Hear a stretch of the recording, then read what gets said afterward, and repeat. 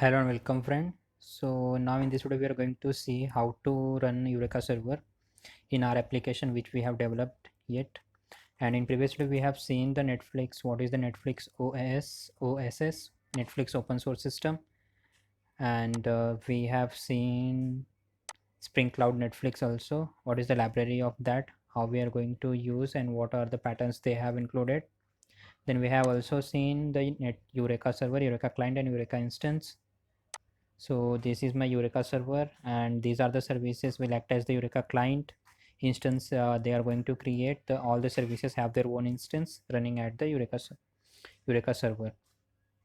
So how to start the application, how to create an application of the Eureka server. So you can, we have the two way. One way is the go to the start.spring.io and using Spring Initializer you need to select the project Maven and the Spring Boot version, project metadata, and the packaging as the jar and Java version as it. And after that you need to click on the dependency and here you need to add the Eureka. So as you can see we have the Eureka as the Eureka discovery client and Eureka server. So currently we need to, for start the Eureka server we need to add the dependency as the Eureka server. Same thing we can do as well. So after adding this dependency you need to just download the application, like just generate it and add import in your workspace of the Spring Boot app. And the another way is that like you need to go on the file, then say new, here new, and go to the Spring Starter project. It will route it to like service URL as the start.spring.io.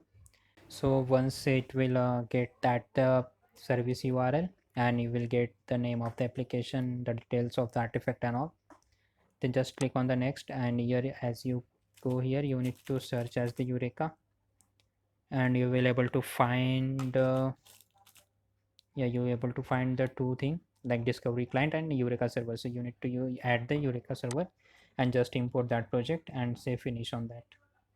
So it will get added the Eureka server at your workspace. So once you start the application in the pom.xml you will get the dependency added for the Netflix Spring Cloud Starter Netflix Eureka server. It will as the Eureka server and the Java version as 1.10, cloud version as the Hoxton.sr1. So like this thing will get added in your application directly. And the application of properties you need to define. If you want to define the port you can define, otherwise you can leave it.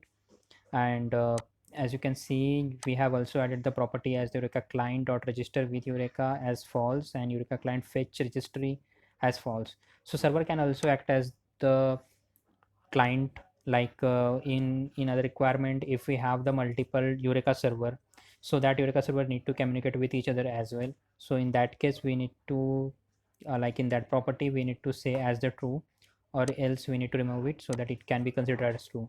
But currently we have only one server running at our end, so we are just saying that we need to add the another like server. We don't have any other server, so you are the only one server, so just that one say as the false here.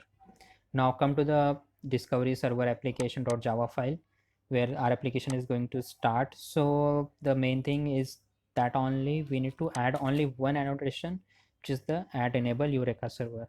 Using that annotation it will consider that class as the Eureka server and it will start to doing all this functionality which is already developed by the Spring Boot. So everything is happen behind the scene, we don't need to do anything.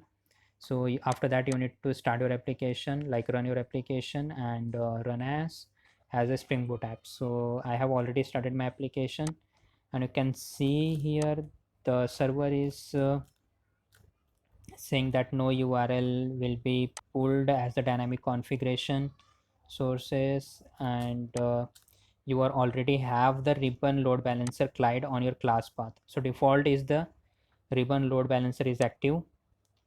It will be used as a default. As the Spring Cloud ribbon is maintenance mode, we recommend switch the blocking load balancer instead.